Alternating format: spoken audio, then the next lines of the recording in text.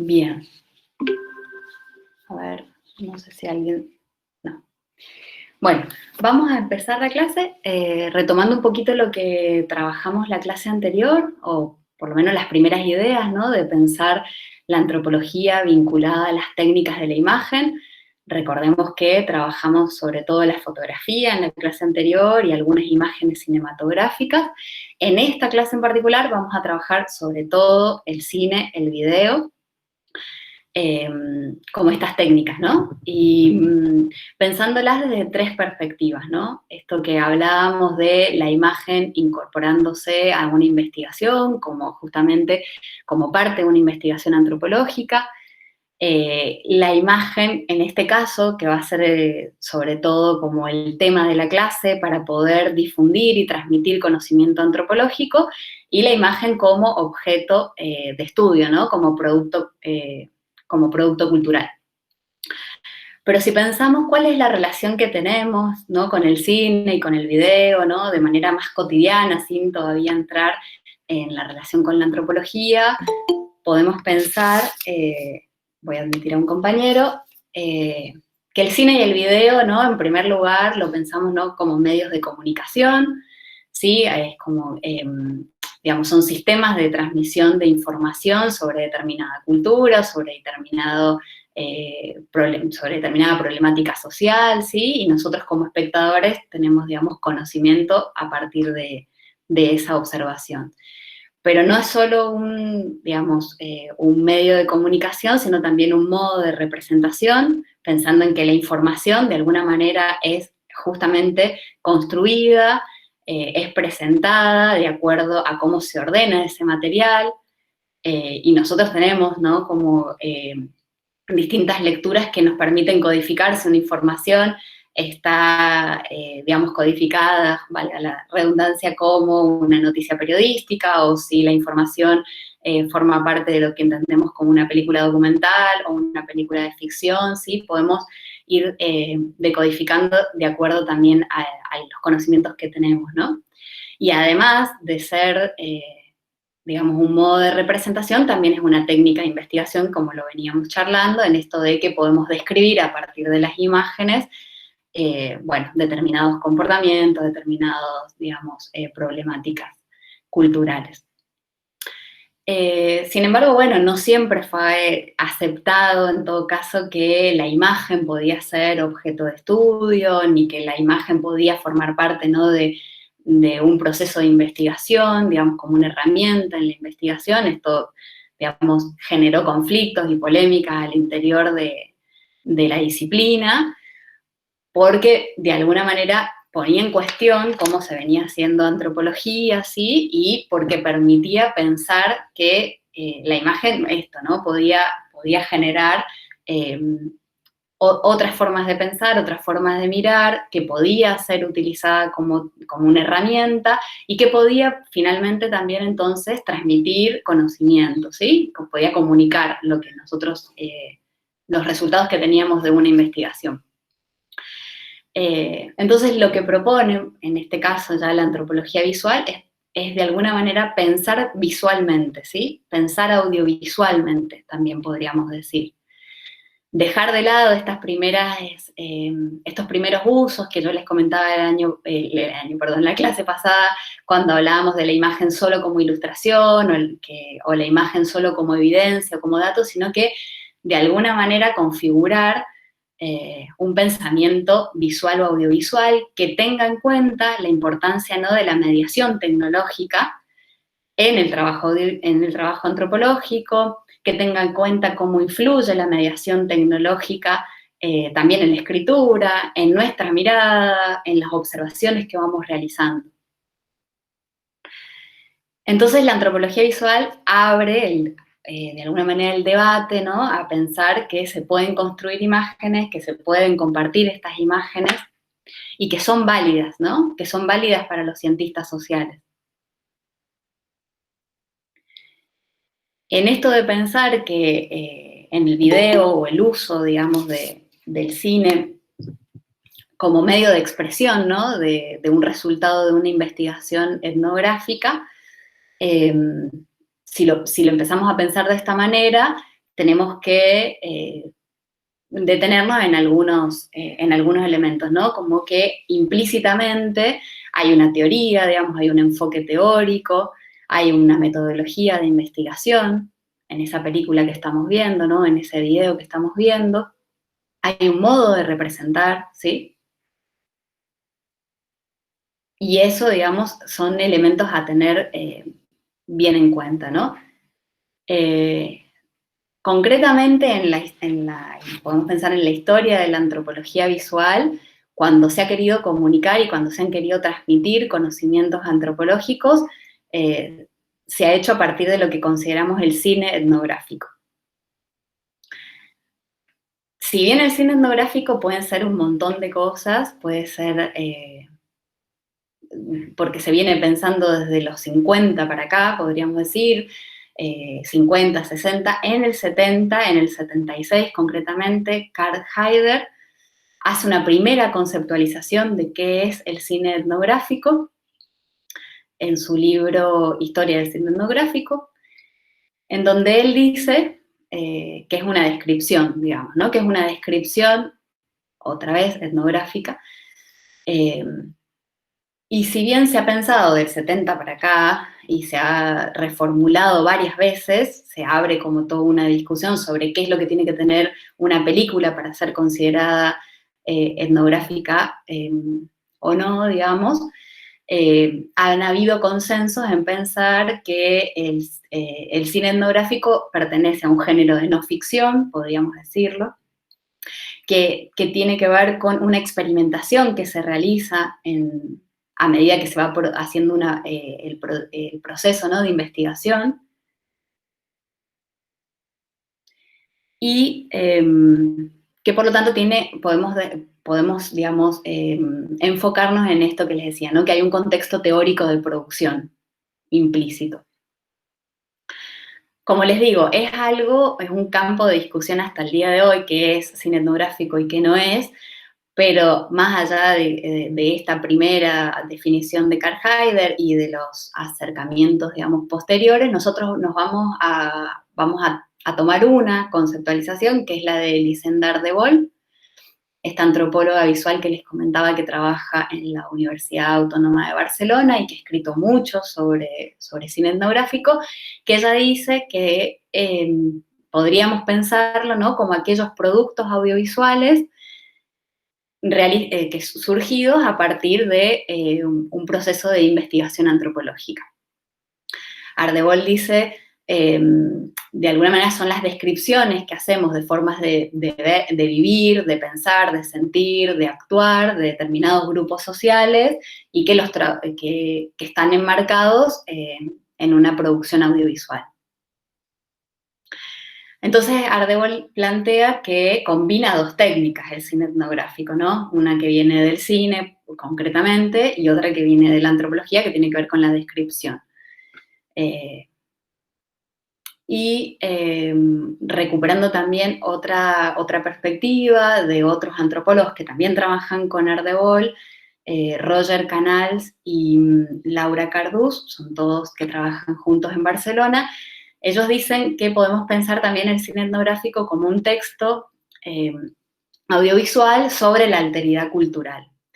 Y algo que me pareció muy interesante de rescatar que ellos plantean es que, en todo caso, en el cine etnográfico, la relación entre el antropólogo, la antropóloga y los sujetos de la investigación forman parte de la obra misma. Entonces ellos consideran que más que nada el cine etnográfico es un encuentro, ¿sí? Es un escenario de interacción entre estos sujetos, justamente, que es un proceso, digamos, largo, ¿no? Es un testimonio de un proceso de investigación que es largo, que a su vez es imprevisible, o sea, no tenemos todo bajo control cuando estamos haciendo etnografía y menos con una cámara, pero que también es un proceso dialógico.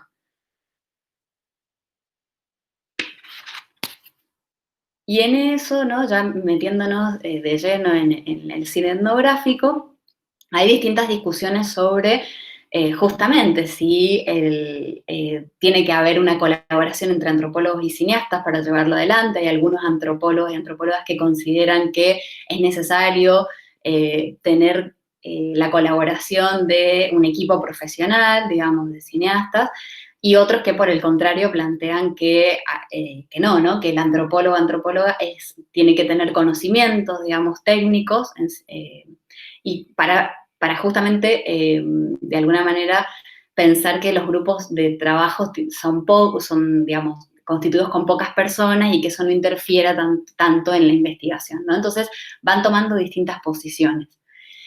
Sin embargo, bueno, hay pocas películas, digamos, etnográficas, hay algunas plataformas en las cuales nosotros podemos acceder, ¿sí?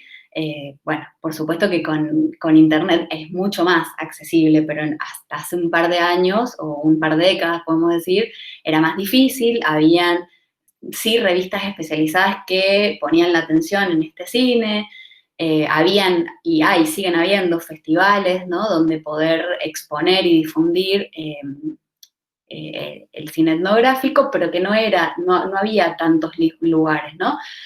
Y a su vez hay pocos centros educativos que tengan equipo técnico para poder llevar adelante justamente una investigación con audiovisual, ¿no? Y un poco tiene que ver también con cierta desconfianza que sigue generando, ¿no? Que la visualidad o las técnicas audiovisuales, en tanto herramientas de investigación y en tanto herramientas también de comunicación de esa investigación. Hay pocas tesis, podríamos pensar, que están hechas en este soporte o en este formato, ¿sí? Y estos antropólogos que les contaba, Canals y Cardús, lo que plantean es que hay dos, digamos, posicionamientos que son, digamos, que tienen que ver con no darle este lugar de confianza al medio audiovisual, que es justamente esto, ¿no? La objetividad que tendría o no tendría el documento visual, ¿no? Hay muchos, digamos, antropólogas hasta el día de hoy siguen dudando y en todo caso piensan en la manipulación que puede haber de los datos audiovisuales y también en la comunicación de esos datos. Y otra de las preocupaciones que hay al respecto de esto es la autonomía de la imagen en relación al texto, ¿no? Si la propia imagen, digamos, puede comunicar información independientemente del texto, o si por el contrario, ¿no? Si tiene que estar siempre complementada de un trabajo escrito. Entonces, ellos plantean, ¿no? Que, o en todo caso, como para saldar estas discusiones, que para ellos tienen sobre todo unas preocupaciones más desde los posicionamientos positivistas de la ciencia, ellos dicen hay que dejar de pensar en la cámara como un bloc de notas que solo nos sirva para tomar algunos datos y poder pensar, ¿no? Como les decía, en la cámara como una situación de encuentro, una situación de encuentro, esto que les nombraba recién, como un encuentro dialógico y también como una posibilidad de construir conocimiento compartido, ¿no? Entre los investigadores y los sujetos que están siendo filmados.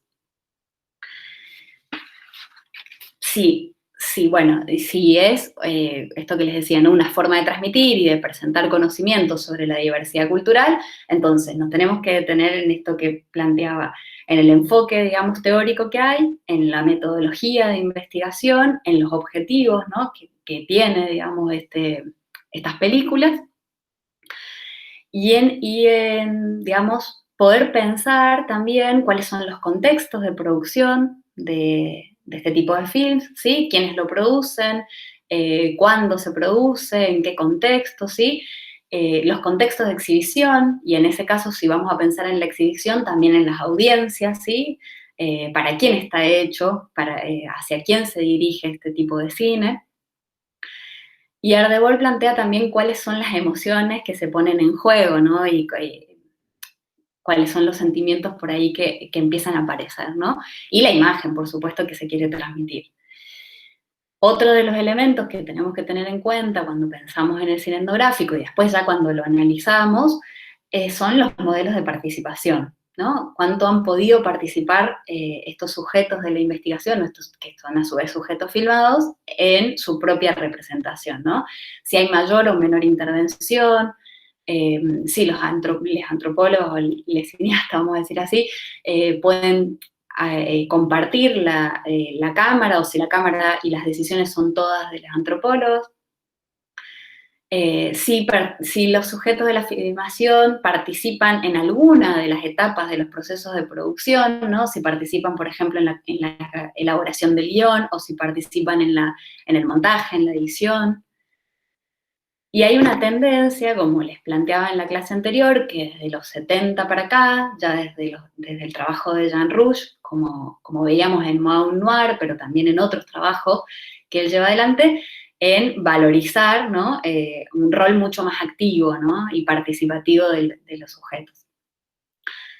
Hasta el punto, ¿no? De la autorrepresentación, que era algo que también charlábamos hacia el final de la clase pasada, ¿no? En donde ya directamente son los propios sujetos de una comunidad o de un grupo social los que se representan a sí mismos y por lo tanto construyen la imagen que ellos quieren dar. Además digamos, de los modelos de participación, también tenemos que enfocarnos en los modos de representación. Esto es, ¿no? Cómo se configura el film etnográfico, teniendo en cuenta cuáles son los estilos de filmación, cuáles son los estilos también del montaje, de la edición. Y en esto, y también, por supuesto, los modelos de participación, porque tiene que ver con cómo los sujetos están siendo representados todo el tiempo, ¿no?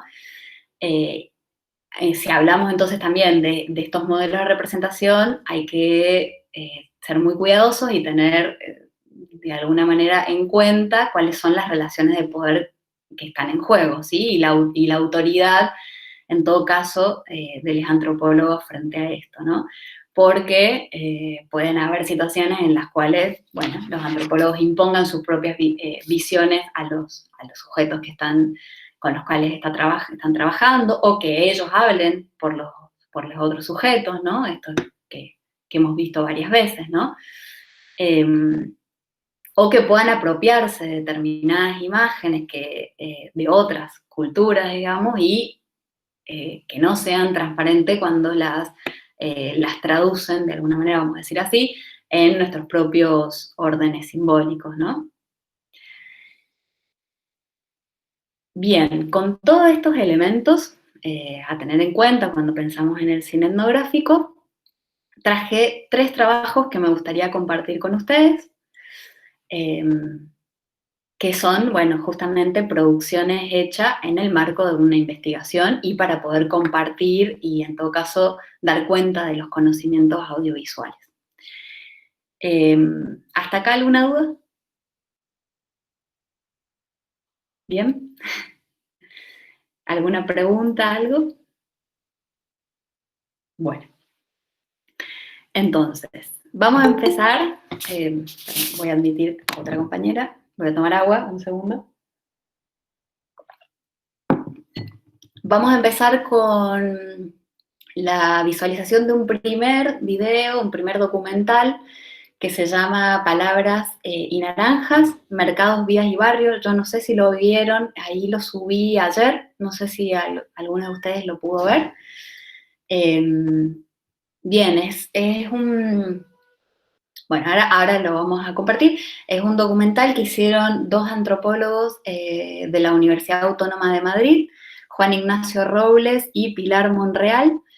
Es un producto audiovisual concretamente realizado en el marco de una investigación visual, o sea, ya es como más etnográfico y más visual no puede ser, o sea, está pensado, hecho y elaborado de esta manera, ¿no?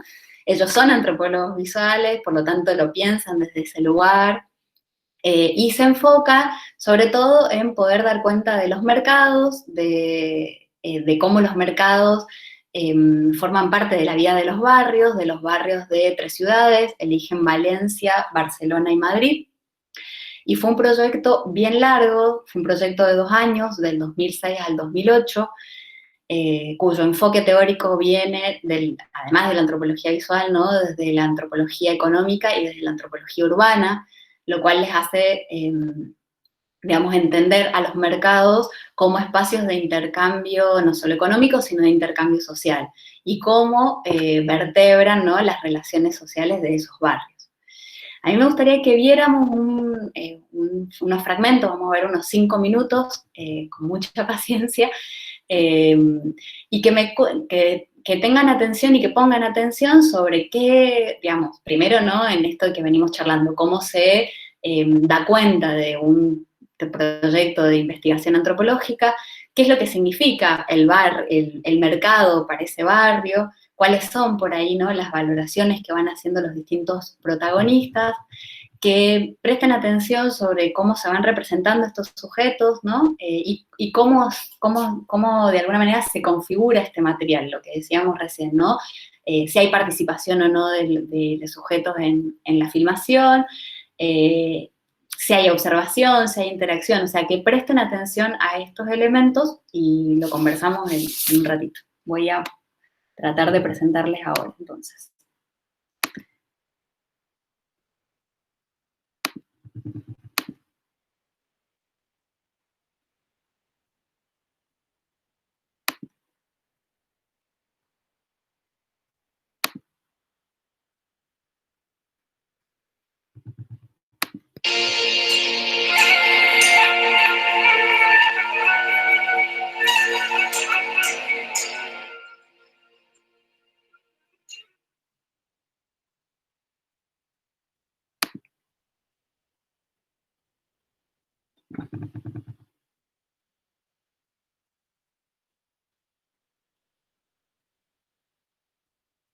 ¿Se ve bien? Alguien que por favor me diga porque no sé.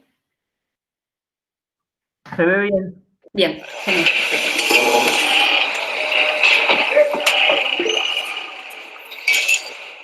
En la historia de Valencia, ya desde la época árabe, ha tenido un mercado central amplio, ¿no? Y ese mercado central, que estaba ubicado donde está, en este momento ubicado en el mismo sitio, el mercado central, pues ha tenido ya una tradición histórica y se ha creado un gran mercado, ¿no? Luego ya hay pequeños mercados diseminados, pero no tiene nada que ver con el modelo de Madrid, es un modelo basado en un mercado central, ¿no?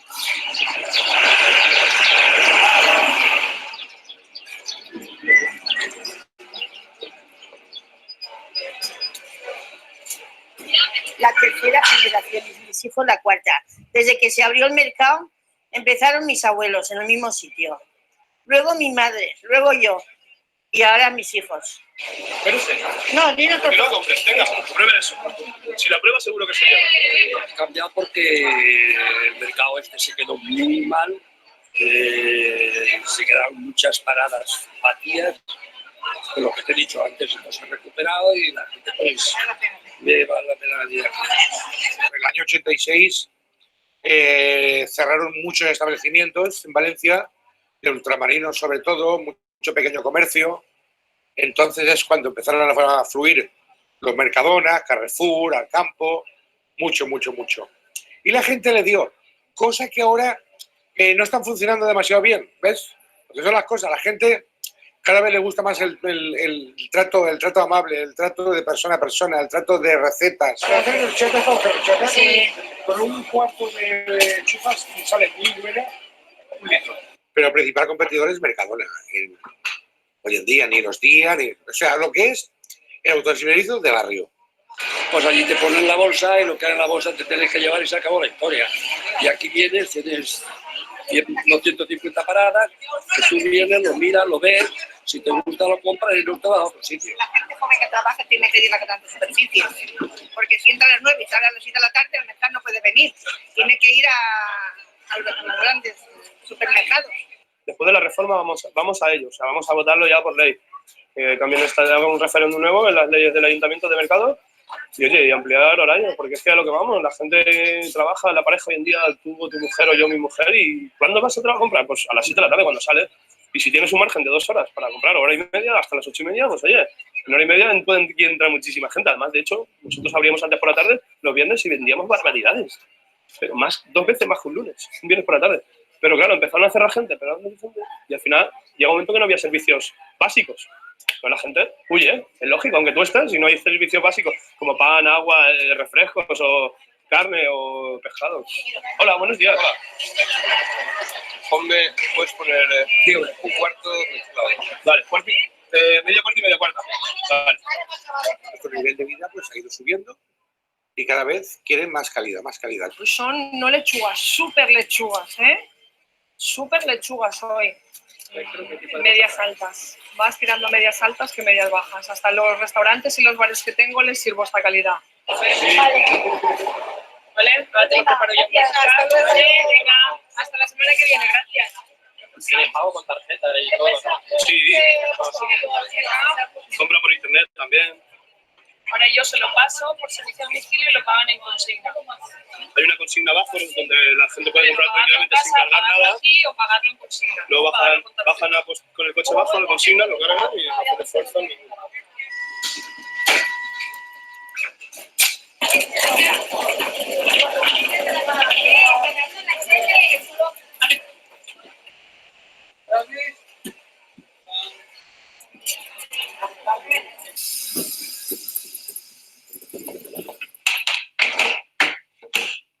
¿14 grados esta hora? ¿Y el siguiente cuál es? 48, 40. Antes era gente más bien mayor porque le venía muy bien que se llevaran a casa y ahora ya da lo mismo. Sean jóvenes, mayores que de mediana edad, da lo mismo completamente. Porque hay gente que está trabajando durante todo el día y esta gente que trabaja el día, pues están por la tarde en casa y los ves cuando vas a su casa, son jóvenes y entonces les viene muy bien que hagan el servicio a domicilio porque, oye, lo tienen en casa.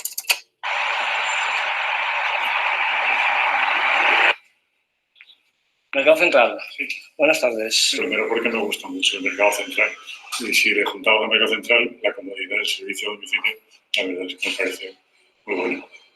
¿Van también a comprar al mercado? Sí, voy muy a menudo, 2 o 3 veces por semana, a primera hora, y entonces ya después directamente compro, la compro me la traen aquí y yo voy a mi trabajo. A primera hora. Bueno, muchas gracias. Encantado. Lo envío a la central de mensajes. Bien. Vamos a ver.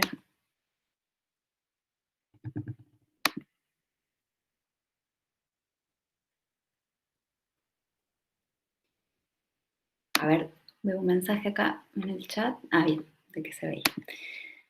Bueno, ¿qué pudieron, digamos, apreciar de estos 5 minutitos del comienzo del documental? En relación un poco a lo que les planteaba recién, ¿no? La importancia del mercado para el barrio, cuáles son las valoraciones de los sujetos en general.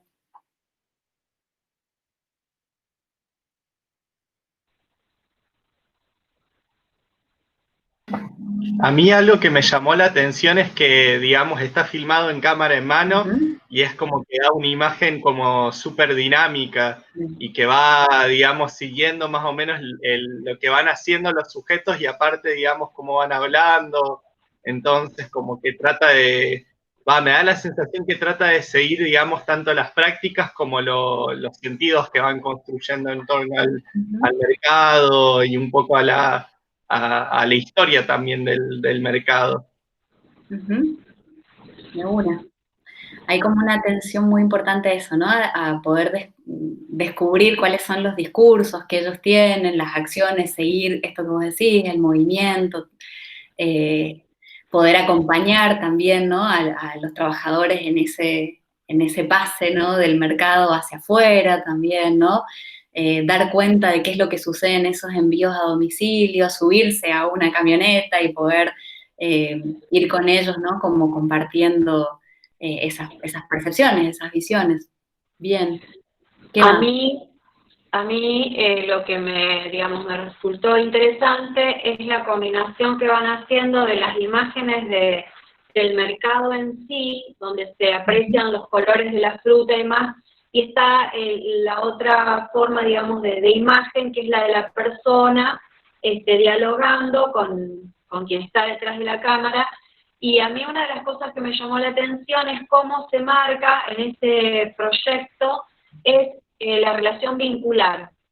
O sea, eso en todas las imágenes, digamos, la gente del mercado hablando de los vínculos que se van creando a través, bueno, de ese lugar, de ese espacio. Totalmente. Es muy lindo ir viéndolo como a medida que va pasando el docu. Yo se los recomiendo, se los puse ahí en comunidades. Ellos hablan, ¿no?, de las relaciones afectivas que van sintiendo entre los comerciantes y los clientes, las relaciones de solidaridad muchas veces, ¿no?, con mujeres que han quedado viudas y que están pasando por una situación económica muy complicada, entonces, y que están muy acostumbradas a ir al mercado y que han establecido un vínculo, digamos, afectivo con alguna vendedora, que estas vendedoras en algunas situaciones les dan mercadería, ¿no?, ya sin vendérsela, sino que se la regalan. Entonces, cómo se van dando y se van configurando, ¿no?, esos vínculos. Eso es súper interesante, está muy, muy bien, me parece, como representado. Yo me preguntaba también, no sé, no lo pude dilucidar porque creo que tendría que ver todo el video, de si las personas hablan y que los filman hacen un recorte del discurso o si le habrán hecho preguntas dirigidas a que hablen de ciertos temas. No, creo que son las dos cosas, porque como ellos dicen, ¿no?, que la cámara entró con ellos mismos en el trabajo de campo y que fueron 2 años de trabajo, es muy probable que estén las dos, ¿no? Como que hayan hecho preguntas y que hablen muy concretamente de algo y que después hayan hecho recortes porque no se pueden hablar tal vez 5 minutos o 10 minutos y no podés poner quizás 10 minutos de una sola persona hablando. Entonces es muy probable que estén las dos, digamos, como los dos recursos. Yo lo que te quería preguntar, Natacha, es que si en algún momento en el documental, digamos, se elucidan las categorías de análisis que utilizan los investigadores o el corpus teórico, porque, digamos, cuando uno ve un escrito, digamos, un informe, eso está explicitado, y entonces, digamos, ¿qué es lo que lo haría etnográfico si es que no están, digamos, elucidadas las categorías de análisis que siempre elaboramos en lo escrito?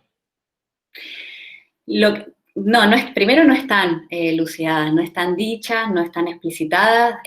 La dinámica del documental es más o menos lo que les mostré, es poder ir conversando y dar cuenta de lo que va pasando ahí adentro, de esas relaciones, el afuera.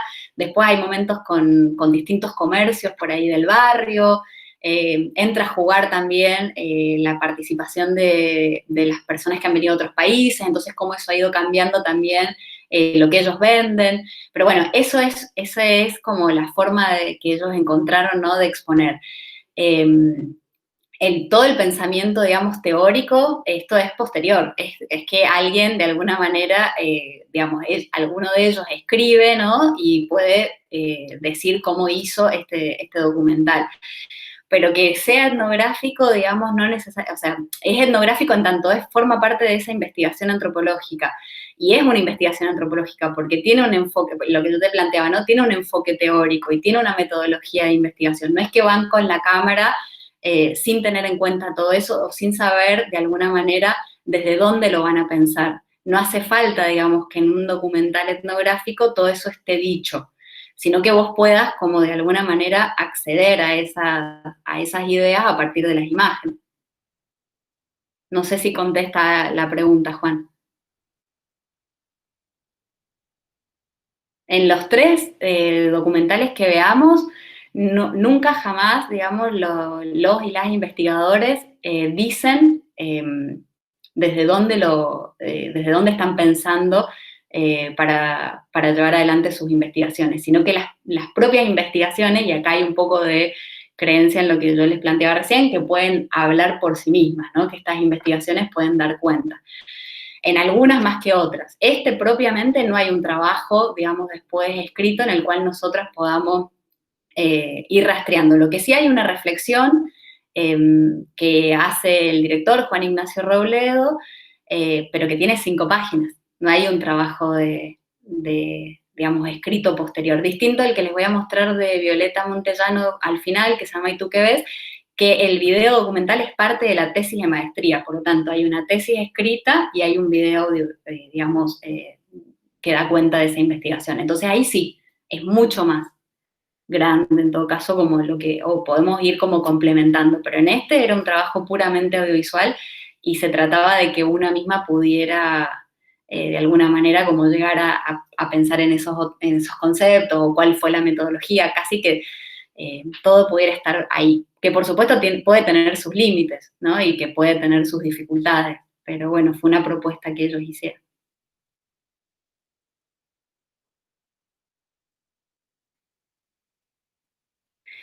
Ellos contaban también en estas 5 páginas que yo leí posteriormente, que bueno, cuando ingresaron como les decía, con la cámara, por eso también hay como una relación en la cual pareciera que los sujetos no están muy incómodos, ¿no? Como que han podido como de alguna manera acostumbrarse a que la cámara esté ahí, y tiene que ver con el tiempo, ¿no? Con que fueron 2 años de filmación, y que les permitía, ¿no? Como que los sujetos se terminaran casi olvidando que la cámara estaba ocupando como ese lugar ahí, y a su vez que la cámara pudiera explorar esto que vos decías, o que pudiera interactuar, que fuera mucho más dinámica, y hay momentos en donde la cámara también, no sé si se dieron cuenta, está un poco más fija, y se mueve para los costados, como de alguna manera, como esto, como decía, creo que era Ana, para poder captar, ¿no? Los colores, las verduras, las frutas, hay como unos zoom también, hay unos acercamientos para ver qué es lo que están vendiendo, ¿no? Para poder captar también eso, como mayor información visual, no solamente como en el testimonio. Ellos, también los antropólogos decían que hicieron visionados posteriores con algunos de las personas que participaron del documental, que le llamamos visionado diferido, porque es ver el material una vez que ya ha sido, digamos, realizado con los sujetos, y que fue importante que ellos se vieran porque les permitía de alguna manera tomar conciencia del rol que cumplían en el territorio, en el barrio, poder dar cuenta de que tenían ciertos lugares como de mediadores o de integradores entre distintos colectivos. Ellos decían, por ejemplo, entre los jóvenes y los adultos, entre las personas que venían de otros países, entre los inmigrantes y las personas que toda la vida habían vivido en ese barrio. Bueno, en las discusiones, digamos, sobre, acá no aparece en este ratito que les mostré, pero hay unas discusiones también a nivel, digamos, urbanístico, de reformas que van a haber en ese barrio y lo que los va a beneficiar o no en el mercado. Entonces, también les permitió a ellos mismos, digamos, después con este film, trascender como los fines más académicos y poder disputar con las autoridades locales la importancia de los mercados, ¿no? En las refacciones que iban a hacer, ¿no? Que eso, bueno, es como todas cosas agregadas a partir de las reflexiones que ellos posteriormente hacen. Acá no lo podemos saber, ¿no? ¿Algo más que se les ocurra o que quieran preguntar?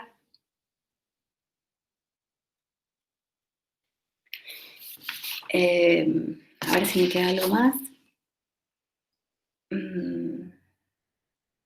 Bueno, y algo también que era importante es que ellos pensaban en la exhibición, y esto que decía también Ana, ¿no? De que se iban, digamos, que iban mechando entre entrevistas y sobre todo las imágenes de las verduras o del lugar, etcétera, tiene que ver también con cómo ellos pensaban que se iba a exhibir el documental, y pensaban en una gran audiencia también, ¿no? De poder pasarlo después en la televisión, en los distintos, digamos, canales locales.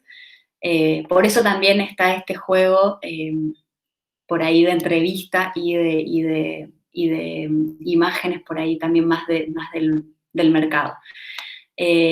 Pensaban entonces en una exhibición fragmentada, decían, en pensar para una audiencia que no es especializada, cuando se pase por la tele, para una audiencia así especializada, para que los investigadores puedan ver, ¿no? Como esto, como les contaba, como resultado de un proyecto de investigación y para que los propios sujetos también se pudieran ver.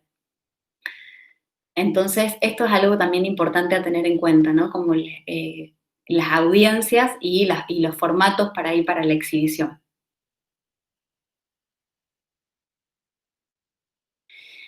Bien. Si no hay ninguna pregunta o si no hay ningún comentario, pasaría al segundo documental etnográfico, que es muy, muy distinto, que se llama El oficio del cuchillero, que lo hacen dos antropólogos, pero ahora de Barcelona, Andrés Antevi y Adria Pujol. Ellos son integrantes de un colectivo que se llama Observatorio de la Vida Cotidiana, que es un colectivo constituido por investigadores sociales, digamos, y artistas visuales, pero es muy distinto en el sentido de que es un video que hacen por encargo, ¿no? Hay un museo, del Museo del Cuchillero, del Museo del Cuchillo, en Solsona, en Cataluña, en la región de Cataluña, que les pide a estos, digamos, estos integrantes del observatorio que hagan un documental con la intención, de alguna manera, como de homenajear ese oficio que ellos percibían, ¿no? Que se estaba perdiendo en la zona, ¿no? El oficio, digamos, del artesano que realiza cuchillos. Y lo que vamos a ver, en realidad, es la fabricación, ¿no? De una navaja en particular, en un taller particular, pero a diferencia del trabajo anterior, este es un trabajo que sí tiene digamos, que el documental etnográfico no es en sí mismo, digamos, todo el trabajo, sino que forma parte de un proyecto mayor que lo que trataban de buscar también era recuperar también testimonios sobre cómo era esa forma de trabajo, sobre las técnicas de producción, sobre los mismos productos, ¿sí? Además que lo pensaban complementariamente o simultáneamente al documental etnográfico que les voy a mostrar, ¿no? Es como un proyecto mayor, en donde incluye, digamos, estas distintas fases, digamos, en todo caso, de investigación. Bueno, vamos a ver ahora, el documental se centra en un taller, en el taller de Enric Pastor, que es el personaje que vamos a ver, y lo mismo, me gustaría que presten atención a cómo, digamos, la cámara se introduce en este taller, cómo es representado Enric, vamos a decirlo así, cuáles son los sonidos, ¿no? Algo que no charlamos en el documental anterior, pero me gustaría que acá sí presten atención. Y bueno, y si les parece que hay interacción o no de los antropólogos con el sujeto que está siendo filmado, ¿no? Con el artesano. Bien.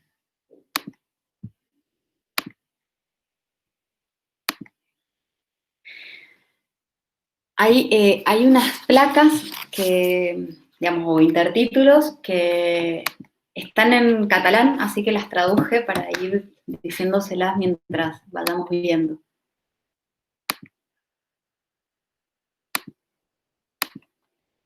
Bien, esto es cuchillo, es ganivet, instrumento que consiste en una hoja larga, generalmente de acero, con un borde afilado, provisto de mango y que sirve para tallar.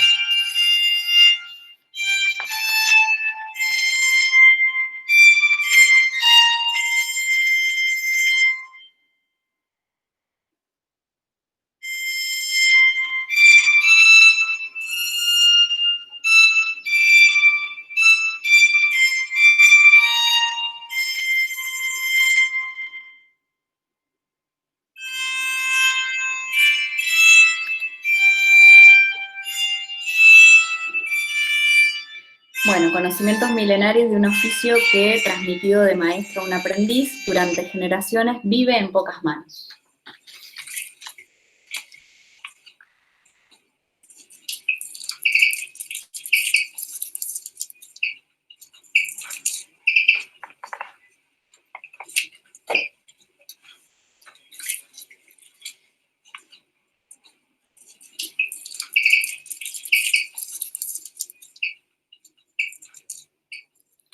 arte de madera, fuego y hierro que se encuentra en vías de extinción como consecuencia de la aceleración de la revolución tecnológica.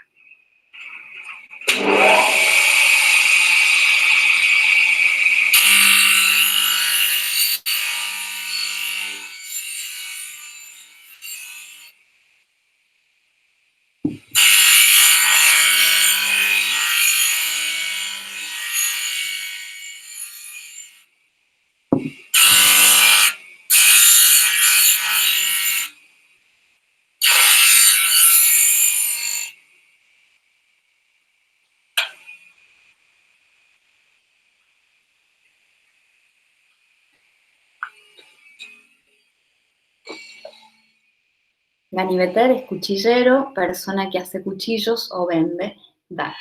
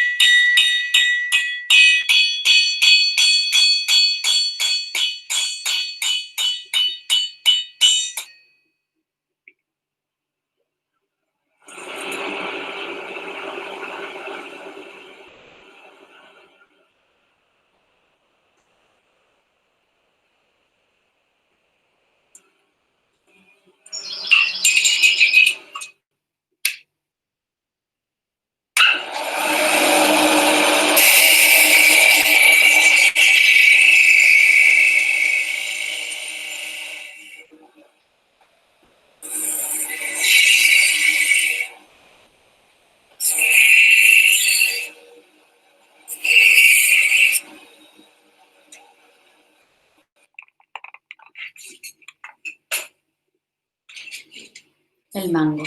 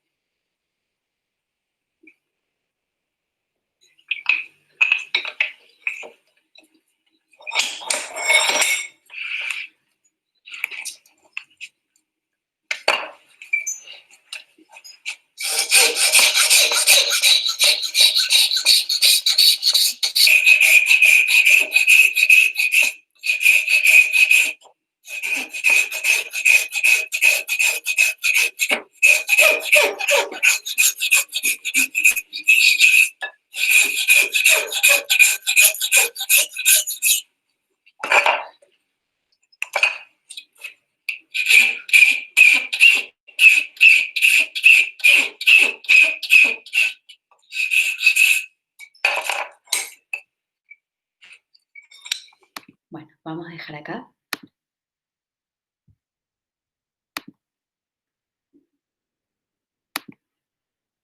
¿Qué les pareció?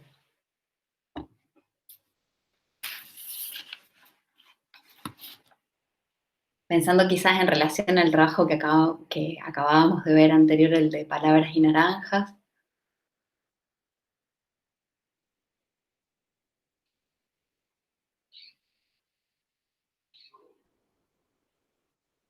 Como que abunda el silencio, está orientado desde, el discurso está organizado más desde la imagen que desde la oralidad.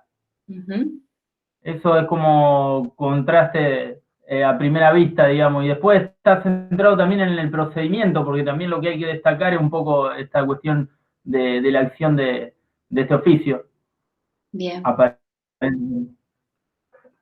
Del silencio, pero también del silencio de él, de la no palabra de él, pero en realidad hay otros sonidos. ¿no, Chino? Todo Todo el resto de sonido, porque está la máquina, están los sonidos, digamos, de él y su respiración.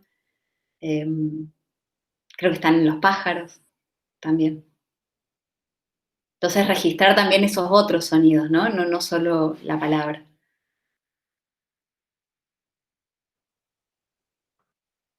Y esto tiene que ver con, bueno, justamente, ¿no? Como un modo mucho más observacional, como les planteaba por ahí en la primera clase, donde la intención es que entremos a ese taller y que podamos presenciar, ¿no? Qué es lo que el artesano está haciendo, digamos, ese proceso de fabricación, pero de alguna manera sin interactuar entre el antropólogo y él, o entre los antropólogos, perdón, y él, sino que nosotros como espectadores por ahí tuviéramos como una imagen mucho más directa, ¿no? Sin intermediar. Hay igual de todas maneras, o sea, no hay una voz en off y no se ven las interacciones, pero sí hay intertítulos, que están esas placas que de alguna manera van agregando información o hablan de lo que está, digamos, de lo que estamos viendo, ¿no?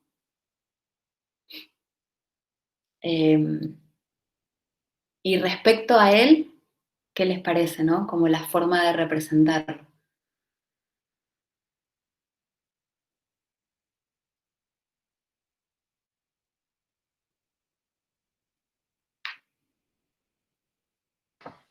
Y como que da la sensación de que de algún modo ellos tratan, los investigadores, los realizadores, como que tratan de no intervenir en su cotidianidad, como que se lo muestra a él, digamos, como que se lo trataría de mostrar a él casi como si no estuviera la cámara, de algún modo. Bien, de una. Hay un único momento, no sé si percibieron que él mira la cámara, que es cuando empieza el documental, que sonríe a cámara. Y ahí de alguna manera uno podría intuir cierta interacción con los antropólogos o realizadores, ¿no?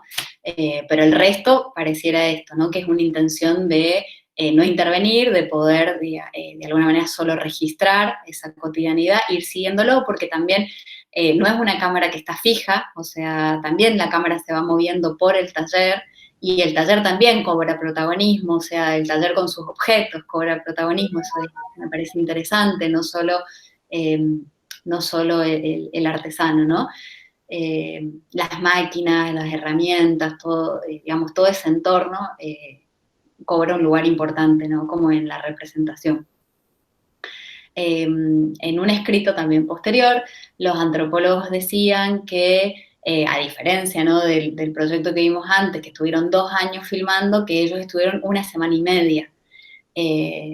Y que a pesar de que no hubo una intención de dar cuenta de la interacción de ellos con Enric, ellos sí consideran que hubo un encuentro y hubo de alguna manera un compartir conocimientos mutuos, porque decían, así como nosotros aprendimos cómo se fabrica una navaja, Enric tuvo acceso a cómo se construye una película. Entonces, la interacción no está en cámara, pero por supuesto que está en la relación que los antropólogos generan para poder entrar ahí, ¿no? Y algo que me parece interesante, a diferencia por ahí claro, que tiene que ver con el objeto de estudio, por eso un poco, Juan, lo que vos decías, de dónde se puede elucidar por ahí cuál es el enfoque teórico y cuál es la metodología, y cuál es tu tema, ¿no? Si el tema es el mercado, lo más importante quizás es esto, es dar cuenta de todas las interacciones sociales que hay. Bueno, acá es la fabricación de esa navaja, por lo tanto también la cámara lo que hace es registrar sobre todo las manos y registrar la mirada y el rostro sobre esas herramientas y sobre lo que está fabricando.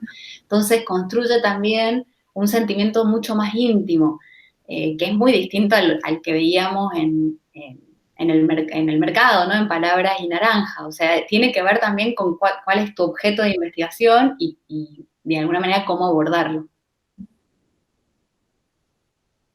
Sí, me llamó también que hay un momento que hay como una toma que está todo sombreado, digamos, como a contraluz. Ajá. Que no sé si tenía que ver con esto que vos decías de los sonidos, como que ahí hace mucho más hincapié, digamos, a lo que se escucha, cómo él está procediendo, digamos, desde el audio, más que, porque en realidad no se ve nada. Sí, puede ser, no lo sé, pero puede ser que sea ese el sentido de hacerlo así, digamos, más sombreado.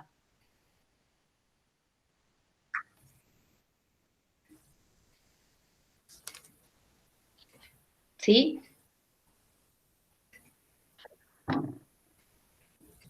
No sé si Daniela, ¿querés hablar? Estás como con el micrófono prendido. No. Bueno. No sé si algo más que se les ocurre, que les haya... Estaba, justamente no toqué, yo no sé qué pasó, pero sí, yo lo relacioné mucho con la extinción. O sea, a mí me quedó cuando leíste una de las placas, sí, que es una profesión, digamos así, en extinción, y creo que es como que se está mostrando todo el tiempo que es una cosa más que ya se está perdiendo, o sea, ese tipo de trabajo, y me parece que por eso hacen tanto hincapié en los sonidos. Ahí se cortó. Pucha. Sí, igual sí, por supuesto que hay una importancia, ¿no?, de poder registrar eso que vos decís, ¿no? Cuáles son los sonidos de esas máquinas que ya casi no están funcionando, porque pensemos que después esos procesos artesanales ya dejan de ser. Algo que leía también en una reflexión que hacen los antropólogos es que, de hecho, se le pidió que usara máquinas que tal vez él ya no usa, que están en desuso, pero que se puedan poner en funcionamiento para poder, de alguna manera, también tomar registro de que existen, digamos, y que formaban parte de ese oficio.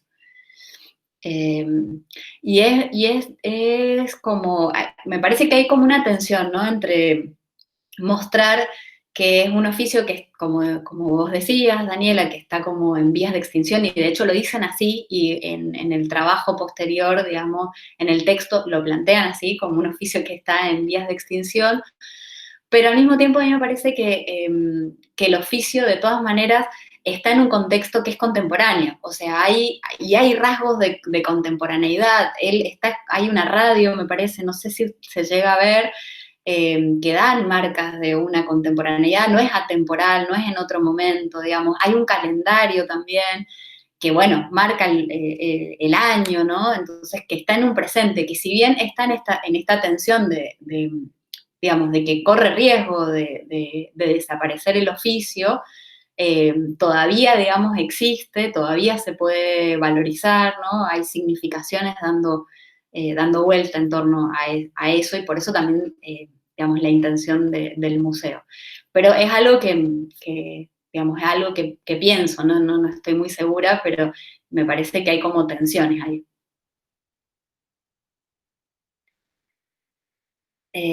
También recuperando el otro proyecto, ¿no?, el de Palabras y Naranja, y estos antropólogos anteriores que les planteaba, Canals y Cardús, que analizan estos documentales y otros, dicen que hay como una pretensión en los dos documentales de poder mostrar que las tradiciones son, digamos, construidas, pero que todo el tiempo se van actualizando y reactualizando.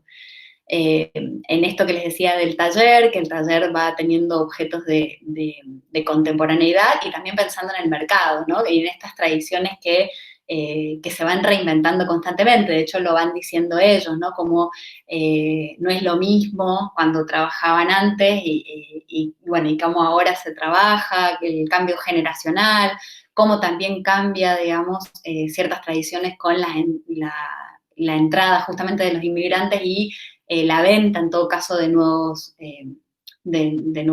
nuevos productos. Entonces, cómo esas tradiciones se van construyendo y reconstruyendo, decían estos antropólogos, y me parecía que era interesante como para pensar también los dos juntos, estos dos documentales.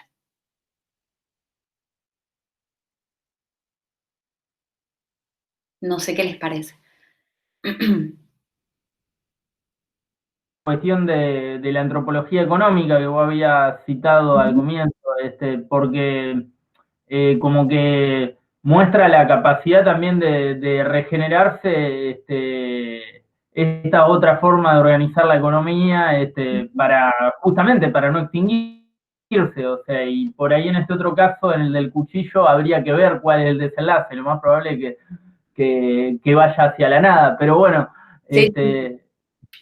Bueno, pero eso es súper interesante, digamos, como los mercados, eso mismo, ¿no? Como todo el tiempo se van reinventando y se van readaptando, me parece, a los contextos barriales y a los contextos también de las ciudades, porque estamos hablando de Valencia, de Barcelona y de Madrid, no es que están en un pueblito pequeño, ¿no? Entonces, también de acuerdo bueno, los ritmos de la urbanidad, que es un poco lo que ellos también dicen, algunos comerciantes, ¿no? Tenemos que abrir la tarde porque si no la gente se va a comprar a Mercadona y a Carrefour, porque si nosotros no modificamos eso, bueno, perdemos también los clientes, ¿no? Entonces, cómo también se van, adaptando y readaptando a los ritmos de vida también.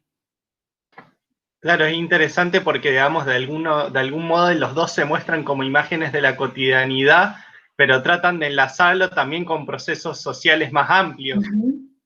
Como que está esa tensión también entre lo local y lo global, de algún modo, en los dos, ya sea, digamos, cuando hablan del peligro de extinción, digamos, y esto que vos decías de la radio, o de mostrar el día, digamos, y en el otro caso, digamos, cuando hablaban de Carrefour y todas estas cuestiones. Totalmente, totalmente. Me parece que sí, que los dos hay una tensión entre lo local y lo global. Exacto, de una. Bien. ¿Algún comentario más? ¿Alguna observación más? Bueno, vamos a pasar al último documental. No sé si están cansados, cansadas, si quieren que hagamos 5 minutos de descanso y retomamos con el último, o si quieren que seguimos y terminamos. Acá necesito sus voces o sus textos, como ustedes se sientan, digamos, ¿no?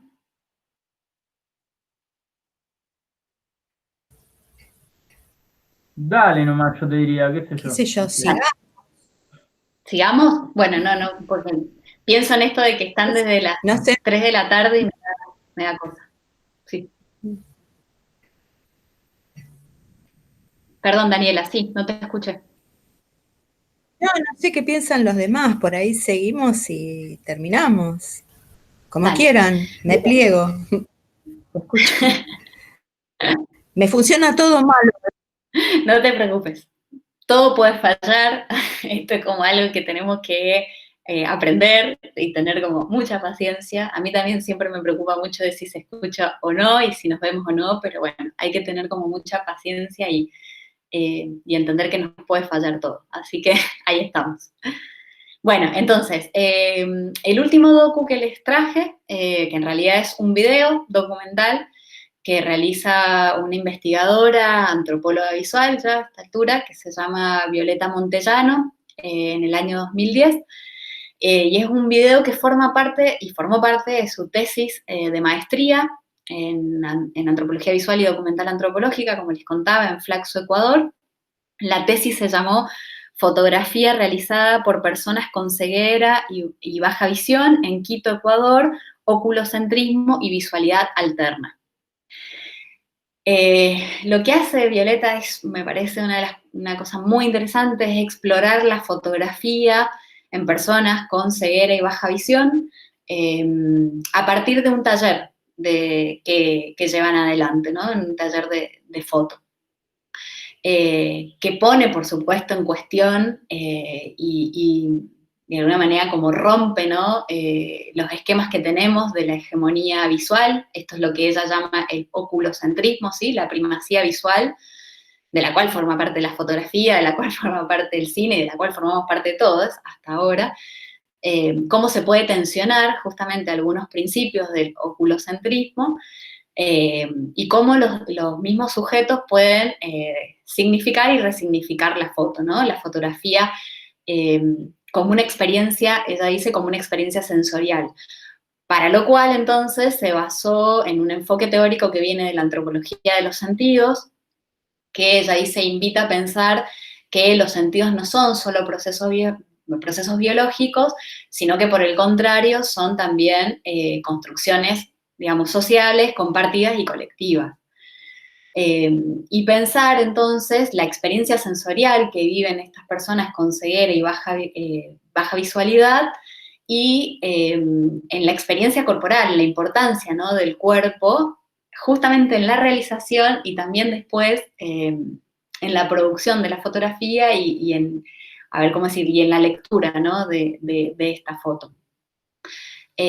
Bueno, el docu dura 30 minutos, vamos a ver también unos 5 minutitos y luego les comento. Forma parte, como les digo, de una investigación que también se pensó, bueno, de manera escrita y de manera audiovisual, y ella introduce la cámara ya, digamos, en este taller, pero ella venía haciendo trabajo de campo antes, porque venía haciendo un trabajo voluntario en una biblioteca para ciegos en la Universidad Salesiana, en otra universidad de Quito, y ahí toma contacto con distintas personas que les interesaba la fotografía, entonces se le ocurre hacer un taller, lanza una convocatoria, en la cual digamos, selecciona 5 personas, y en el documental aparecen 3.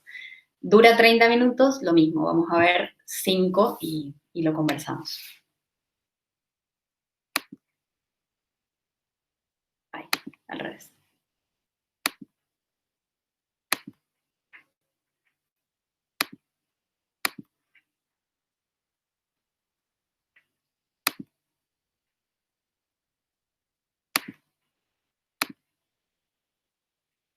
Texto blanco sobre pantalla negra, ¿qué dice y tú, qué ves?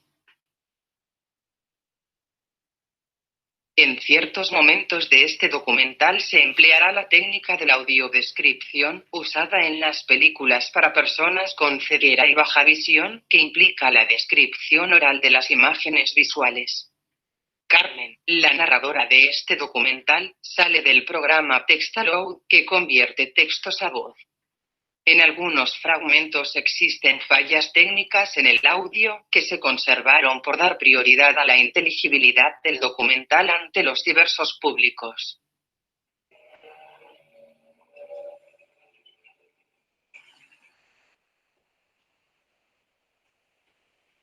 El 14 de mayo del 2010 en la ciudad de Quito, 5 personas llegaron a la Facultad Latinoamericana de Ciencias Sociales para iniciar un curso de fotografía para personas con ceguera y baja visión. Este curso fue dictado por la fotógrafa María Fernanda Burneo, como parte de un proyecto de tesis en antropología visual realizado por Violeta Montellano, investigadora y camarógrafa de este documental. Javier Serrano, Cristian Salinas, Lenin Carrera, María Isabel Betancourt y David Rivadeneira fueron seleccionados entre los y las postulantes por su interés en la fotografía y sus distintas maneras de haber experimentado la visualidad. Yo soy Fernanda, soy diseñadora gráfica y fotógrafa y hago mi maestría en comunicación. Aquí.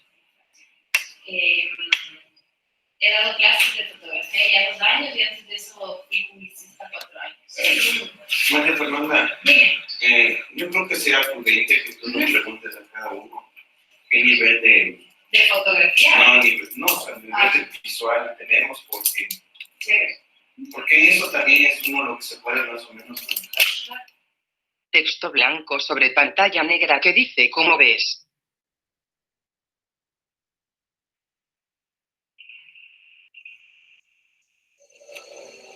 Es como estar en medio de una niebla densa, muy densa. que te rodeara por todos lados.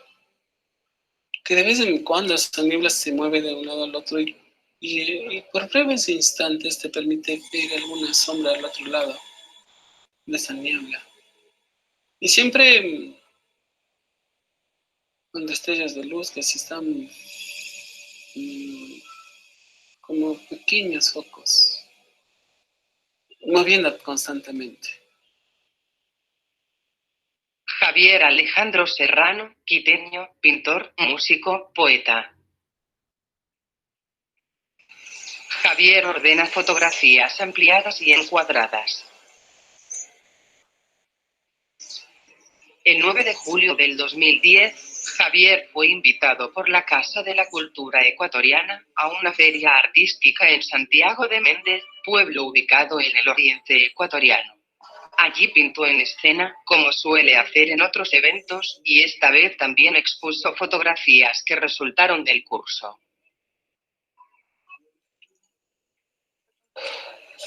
Sentirlo, por ejemplo, a veces con el bastón, ¿no? O tocar las flores, o tocar las hojas, qué hermoso sentirlo y saber que están allí. El dejar liberar el espíritu allí, no en una búsqueda desesperada de llegar al espacio exterior, sino en una comunión.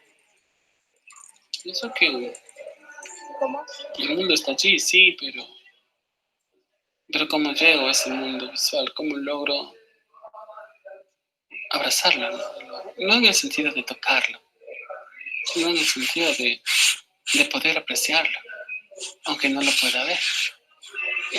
La fotografía me ha dado esa forma de visualizar, inclusive a la pintura misma, que la pintura se me había estancado en crear imágenes, en crear manchas y plasmar estados de ánimo, emociones, o de pronto cuando trabajo más determinadamente, crear cierta imagen, pero sí trascender más allá como lo que quiero hacer ahora. Lo siento, lo vivo, estoy ligado al mundo visual. Quizá por mi experiencia mismo de pintor, de haber siempre estado atento a las imágenes. Pero la fotografía es algo distinto porque me permite más bien expresar lo que yo siento de una mejor manera a las personas vivas. Entonces, no acerca el mundo vidente a mí, sino acerca mi mundo a los videntes. ¿Recuerdas la foto de la mujer que daba de lactar al niño aquí en la Plaza Grande? La fotografía es vertical. En el centro, tirando hacia la izquierda de la fotografía, una joven mujer camina amamantando a un bebé, quien está sostenido a ella a través de un manto color celeste. El pie izquierdo de la mujer pisa el suelo, que se extiende hacia la parte inferior de la fotografía, mientras que su pie derecho se encuentra suspendido en el paso que da. Ella parece mirar a quien toma la fotografía. Detrás de ella, hacia el lado derecho de la fotografía, se ve el monumento principal de la Plaza Grande y algunas personas sentadas o caminando por la plaza. Detrás de la mujer también hay algunos árboles, el cielo es celeste, hay algunas nubes y luz.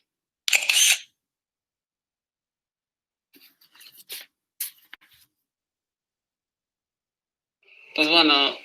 Bueno, vamos a dejar acá.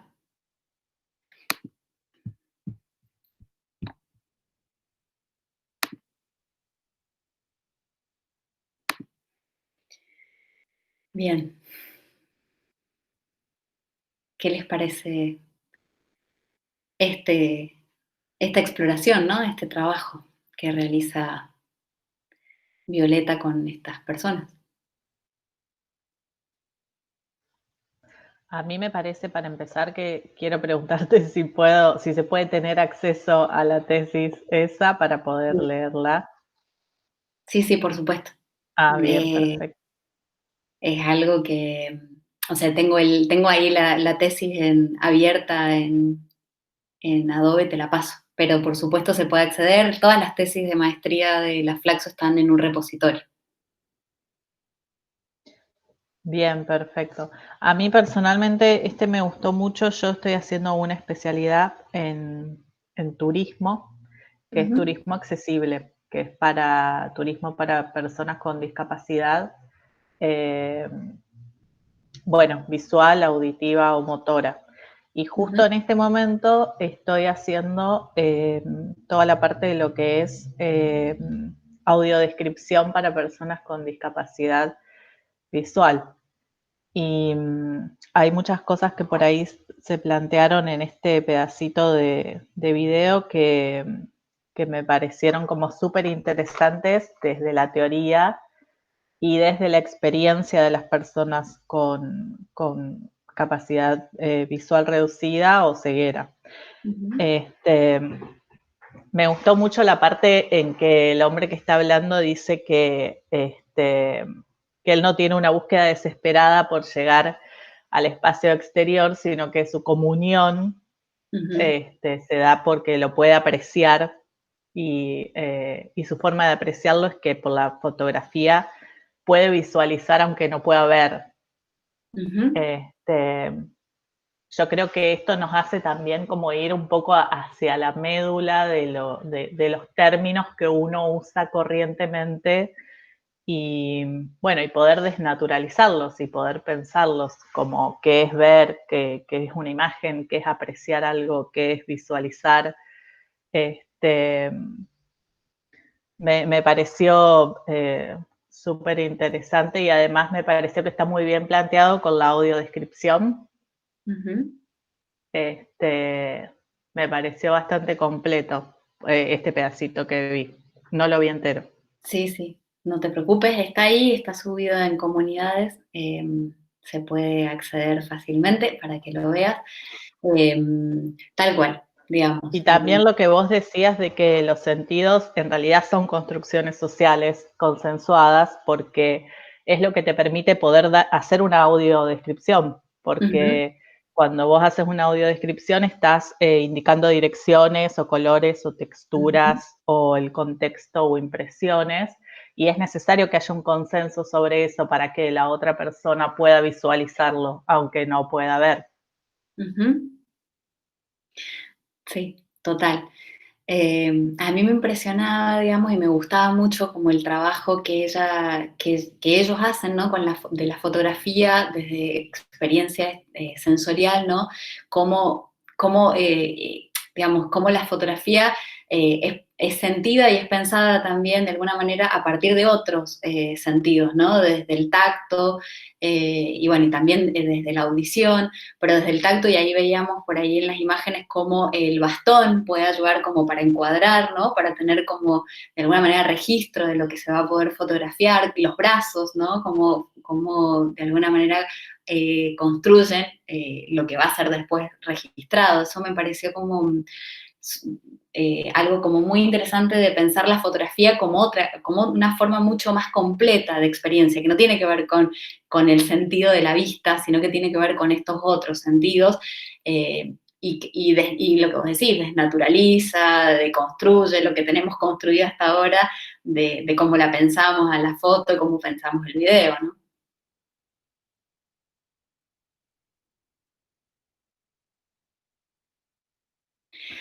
Sí, totalmente. Aparte, a mí me pasa que ahora que empecé a meterme un poco en este tema, veía esto que vos decís, que cómo ellos pueden tocar algunas cosas como fuentes o rejas o cosas, y también hay muchas cosas que no se pueden tocar, porque, por ejemplo, las pinturas que no tienen relieve, no tienen otra forma de visualizarse o de abarcarse que no sea a través de la descripción audiovisual.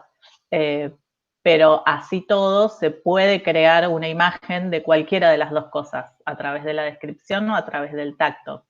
Tal cual.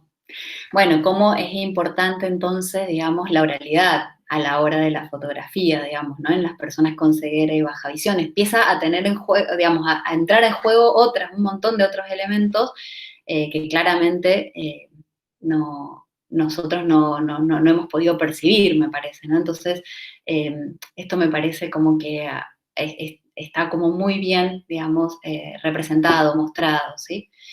Ella decía que de alguna manera se valió como de ayuda, ¿no? De compañeros para sobre todo para la producción, pero que en realidad ella quería tener la cámara y que era inexperta en usar la cámara, pero que le parecía que la cámara también iba a permitir dar cuenta de su propia visualidad y de su propia, digamos, de su propia mirada. Y entonces ella reflexiona posteriormente en esta tesis sobre qué es lo que le permitió, digamos, de alguna manera como analizar con la cámara y con los movimientos de cámara, ¿no? Entonces ella decía, las limitaciones que yo tuve, digamos, permitió darme cuenta también de cuál era mi enfoque, cuáles eran mis intereses, y por ahí también justamente cuando se veía a sí misma, bueno, veía a sí misma a través de los movimientos de cámara, ¿no? Como esa forma que tiene uno de poder, de alguna manera, como dar cuenta de su propia mirada, bueno, qué era lo que ella misma había naturalizado del oculocentrismo y cómo no había tenido en cuenta ciertas ideas o ciertas concepciones que estos otros sujetos le planteaban a partir de una visualidad alterna, ¿no? O alternativa, como ella dice. Entonces, bueno, es un proceso como muy, muy reflexivo. Ella dice, bueno, pude saber o pude tener conocimiento de las significaciones que tiene la fotografía para estos sujetos, pero también, digamos, me pude ver a mí misma, ¿no? Bueno, y en las reflexiones que ella hace, además también otra de las cosas que se planteaba es en esto de que como ella había tenido la cámara todo el tiempo, de alguna manera los sujetos no tienen, digamos, control sobre la imagen que ella está construyendo, a pesar de que ella dice, ¿no? Yo a todos les dije que eran parte de una investigación y que iba a haber una cámara ahí. No me di cuenta que ellos, digamos, en su cotidianeidad, en el taller, podían olvidarse de que esa cámara estaba ahí, y que por lo tanto, entonces, la negociación con los sujetos de la investigación tiene que ser casi todo el tiempo, digamos, actualizada y reactualizada, ¿no? Como que nosotros quizás olvidamos, pero bueno, hay que volver a comunicar, a decir, y sobre todo, bueno, trabajando con personas que tenían ceguera, digamos, o baja visión. Entonces, ella pone como en cuestión todas estas relaciones de poder que sin querer queriendo, digamos, ella, bueno, no tuvo en cuenta y que las puede pensar una vez que hace su análisis en la tesis. Y entonces decía, así como no tuve en cuenta que yo era la única que podía construir imágenes sobre ellos, sí quiero digamos, sí quiero que ellos formen parte de su propia representación, y lo logra con esto que vos decías de la audiodescripción y de la voz de la narración, ¿no? Por eso está esa narración de que, como dice ahí en el docu, ¿no? Que proviene de un programa que se llama Text Aloud, que convierte esos textos en audios y que les sirven a ella para describir la fotografía, para describir a los sujetos, para describir a las acciones, pero también es porque es el programa que utilizan estas personas con ceguera o baja visión, ¿no? Como también teniendo en cuenta que forma parte de su cotidianidad y que es necesario para ella que digamos, que aparezca. Y cuando hicieron visionados del material, digamos, antes de que esté terminado, digamos, audiovisionados, ella decía que la voz de la narradora la eligieron entre el mismo grupo, porque ella había elegido una voz, parece que está, no sé muy bien, ¿no? Pero Text Aloud tiene distintas voces, una voz española, una voz latina, una voz con acento argentino, decía ella, y yo había elegido la voz española, y cuando lo hice escuchar a las personas que habían formado parte del taller, me dijeron, ¿no? Que no se sentían muy bien con esa voz o no les representaba. Entonces, la voz narrativa, de alguna manera, fue justamente, bueno, elegida entre ellos, ¿no? Y entonces, de alguna manera, también como negociar cómo ellos mismos van a estar representados en ese video, ¿no? Entonces, me parece que es como muy interesante pensar el valor que ella le encontró a la voz narrativa.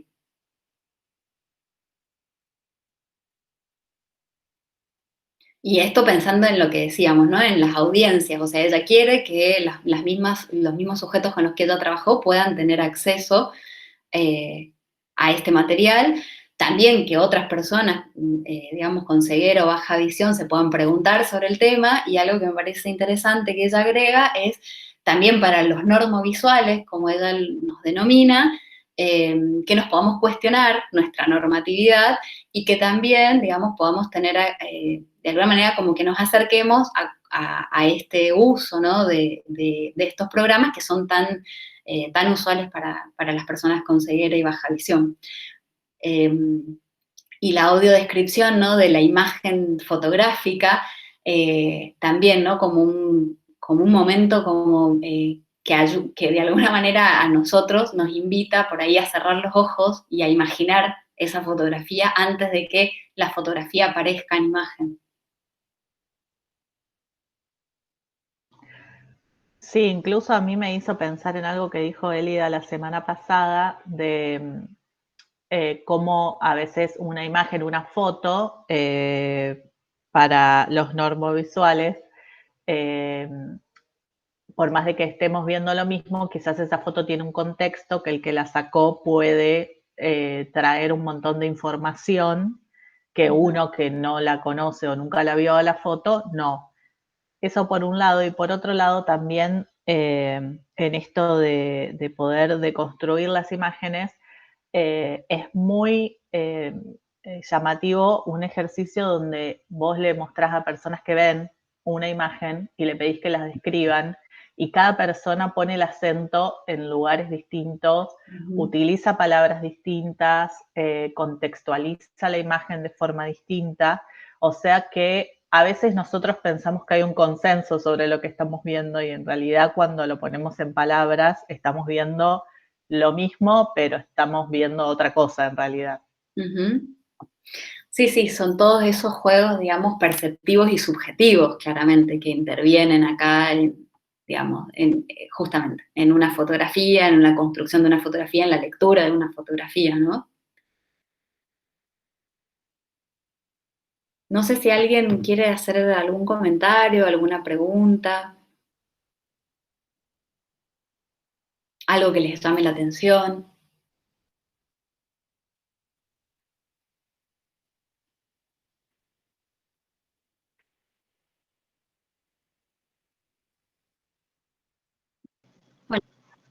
Hola, a mí como que como en lo que más me veo, lo que más me llamó la atención fue también como hay unos recursos que se liberan, no sé si lo diría bien, como en la oscuridad, o, o como, porque veo en el video, en la oscuridad o en la niebla que él relataba, que decía que veía como una especie de niebla y que en esa especie de niebla aparecía una imagen que volvía y desaparecía. Entonces también como la imagen se construye sobre lo que ellos ven y sobre lo que nosotros vemos. Y bueno, también como que me lleva a pensar en lo que me quedó un poco de la clase del teórico, de cómo la imagen está construida como desde un punto de unión del que retrata y de lo que es retratado. Bueno, y también pensaba en el teatro a ciegas, de esas experiencias de como de ver de cómo veo al otro, ay, perdón, de cómo veo al otro y también lo que yo prejuzgo de la imagen del otro. Bueno, eso como que se me quedó dando vueltas ahí. Y respecto al documental del oficio de los cuchillos, yo lo había pensado, no lo pensé como que yo estaba pensando otra cosa totalmente diferente, como que a mí me daba la sensación de que era como una rememoración de sonidos que van desapareciendo como por el avance tecnológico, por ejemplo, no sé, con las máquinas, que ella, por ejemplo, no se hace un mango de madera, sino de plástico para abaratar costos. Entonces, también como mostrar ese proceso histórico que se van dando a través de cambios, eso, como a través de la imagen y el sonido, y cómo el sonido mismo está construyendo una imagen. Sí, pero totalmente. Parece que son, digamos, como son percepciones muy atinadas las que estás contando, digamos, ¿no? O que todo eso se entrecruza, ¿no? Los sonidos de un pasado, pero también en un presente, ¿no? Esto que decíamos, ¿no? La recuperación, digamos, auditiva, sonora, pero también, digamos, visual, y cómo se entrecruzan. Sí, me parece que totalmente, digamos, es como, está todo eso, me parece, en el documental del oficio del cuchillero. O sea, creo que la lectura también es una lectura absolutamente, digamos, válida, ¿no? Pensarlo así, me parece que sí, que totalmente. Claro, y además es como vivenciar lo mismo, pero con otros sentidos. Y, y me da la impresión de que eso, de que el documental, este último documental, como que también es hecho para ellos, desde que tiene ese público dirigido específicamente, no es como que te voy a venir a contar lo que hice sobre las personas con una disminución de la visión, sino que eso está contando su experiencia a través también de la experiencia del otro, que es muy interesante. Total, a mí me parece que sí, que está dirigido hacia ellos y que hay una preocupación muy clara de que ellos puedan tener ese acceso a ese material, pero también me parece que, que cuando nosotros lo vemos, digamos que también hay una intención de dirigirnos hacia nosotros ese documental, ¿no? Entonces, también está ese juego de incluir las audiodescripciones para, bueno, esto que decíamos, ¿no? Un poco lo que decía Magdalena, para poner en cuestión o para desnaturalizar cómo se ve una fotografía, cómo se narra una fotografía, ¿no?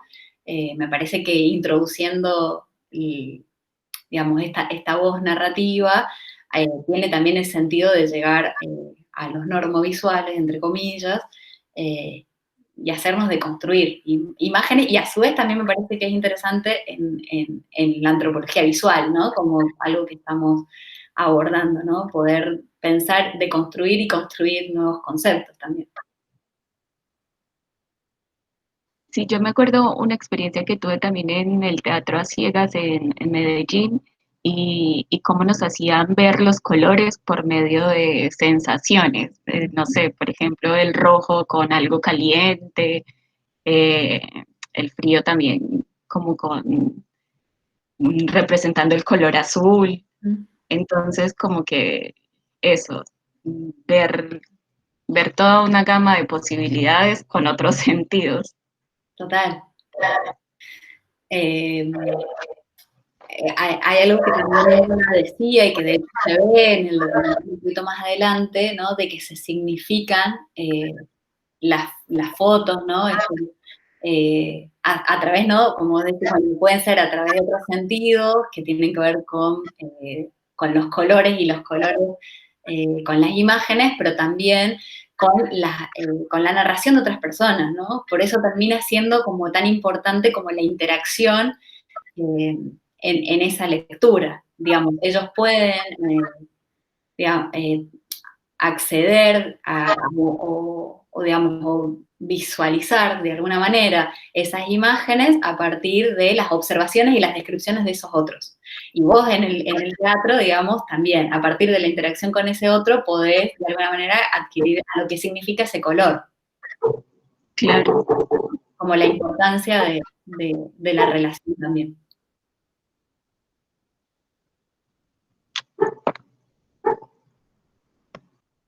No sé si alguien más. Te hago una consulta, Natacha, capaz ya lo dijiste a esto y yo me lo perdí. No, no pasa nada. Pero estoy intentando relacionar lo que nos dijo Elida de que, bueno, de que existían estos 4 espacios donde trabajar, estos 4 subcampos en la antropología visual, estos videos que vimos hoy responderían un poco más a la parte donde primero hay un proyecto y después hay como una difusión de los resultados con un material audiovisual. Y depende cada uno, ¿no? Algunos fueron hechos, o sea, como el audiovisual forma parte del proyecto mismo, esto que, por ejemplo, el de Palabras y Naranja, se pensó en un proyecto audiovisual como un proyecto de investigación antropológica, y algunos, digamos, en paralelo. El del oficio del cuchillero tenía un trabajo previo y al mismo tiempo, digamos, empezaron a pensar en el documental, ¿no? Como para después, digamos, dar a conocer cuáles eran parte de esos resultados de la investigación. Y este último son las dos cosas, yo creo, ¿no? O sea, ella empieza el trabajo de campo antes, pero de alguna manera el material audiovisual forma parte de la investigación y también forma parte de la comunicación de esos resultados.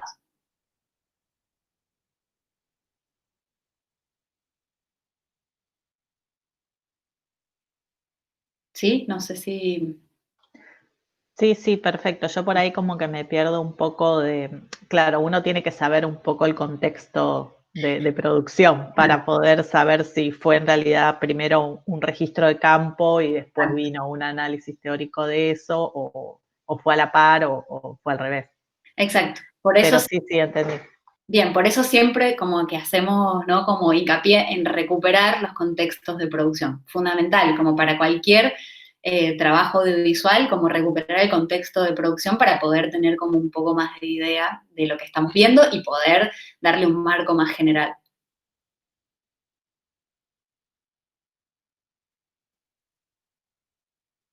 ¿Alguna pregunta más? ¿Algún comentario más?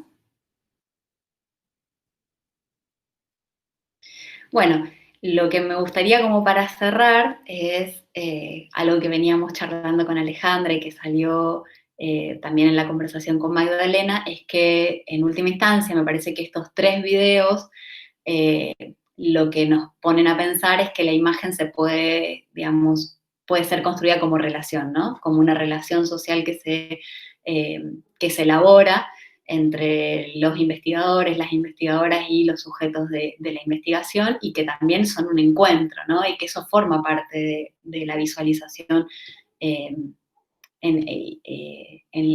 digamos, del documental antropológico, del documental etnográfico, ¿no? Y que la realidad fílmica, en todo caso, que se construye en estos videos, pueden ayudarnos, ¿no? A conocer sobre una problemática, puede, ¿no? Ayudarnos a, de alguna manera, como desnaturalizar o deconstruir sentidos, digamos, percepciones, pero también pueden tener otros fines, como los que les contaba un poco con Palabras y Naranjas, ¿no? Unos fines más políticos también, de uso, ¿no? De usar esos documentales para demostrar, ¿no? La importancia de un mercado en un territorio, ¿no? O también, como en el oficio del cuchillero, la importancia de un oficio en una zona, ¿no? Concreta. Entonces, que estos documentales, si bien, digamos, tienen una intención académica, no termina ahí, sino que después son los propios sujetos los que pueden apropiarse de estas representaciones, ¿no? Y hacer otros usos.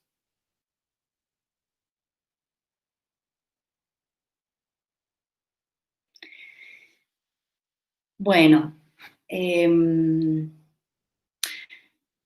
antes de irnos, les quiero compartir, tomando en cuenta estas clases, mañana hay no sé, para quienes les interese, mañana hay un conversatorio sobre etnografía y sobre fotografía, que lo organiza la revista chilena de Antropología, Etnografía y Patrimonio,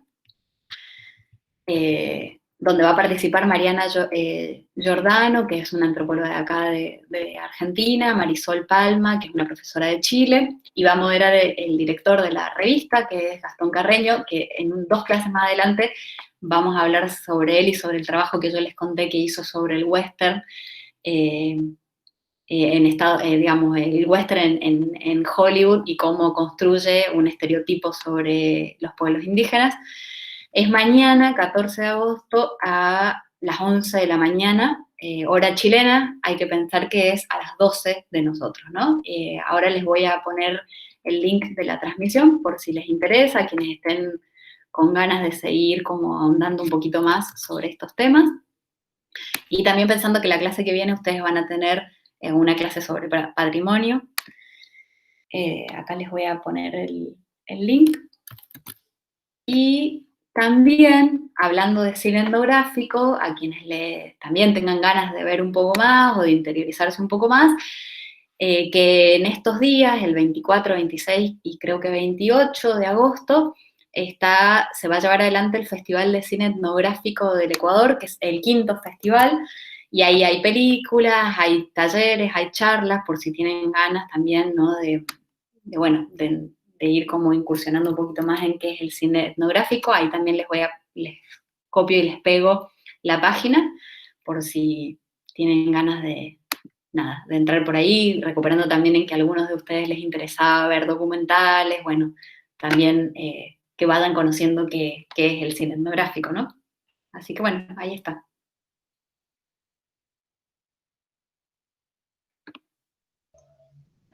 Perfecto, gracias. No, de nada. Buenísimo. Bueno, si no hay ninguna pregunta o duda o consulta, nos despedimos y les agradezco un montón por haber estado ahí. Bueno, muchas gracias. Nos vemos. Nos vemos. Adiós. Chao, nos vemos. Chao, nos vemos. Chao, gracias, profe. Chao, hasta luego. Chao. Chao.